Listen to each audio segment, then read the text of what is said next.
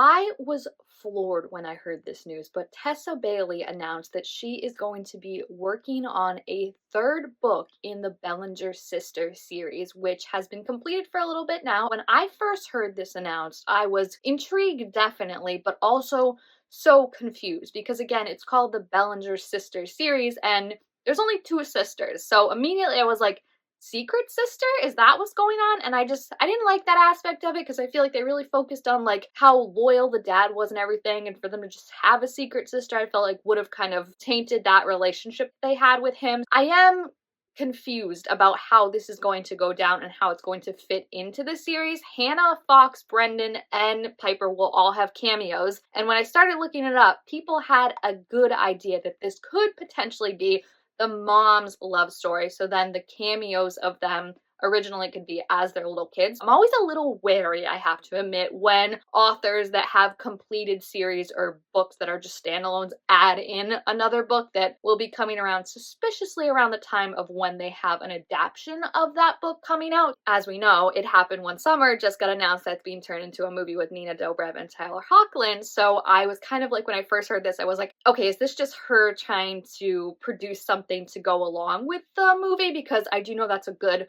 marketing technique that's happened before, where it's like when you have something coming out that, new people could fall in love with, it's a very smart idea to tie it into some new product from the author. I also kind of had that thinking with The Woman in Cabin 10 when Ruth Ware announced that she was making a second one, coincidentally timed with the adaptation of The Woman in Cabin 10 coming out. It makes me a little suspicious that it's maybe not a full genuine idea they had and something that they were kind of not pressured in a way to have, but just like, hey, if you could come up with an idea for this to tie into your adaptation coming out, that would be really smart. However, she says that she has a really good idea. She says she's tried to start this before because she really loves the world and it makes sense. It's her most popular book series. And this time it says she has a really, really good idea. She said she's tried it a couple times before and gotten some false starts, but this one is really, really good, she said, and she really likes it. I, again, think it could be the mom. I think that makes the most sense. I don't think it would make sense for us to just have like some random characters. If you remember how Hannah's book ended, it ended like flash forward way in the future. We saw their kids. We saw they were living in Alaska. So unless I'm thinking it's either their kids going back to that place, I'm intrigued. Like I said, when I first heard it, I was like,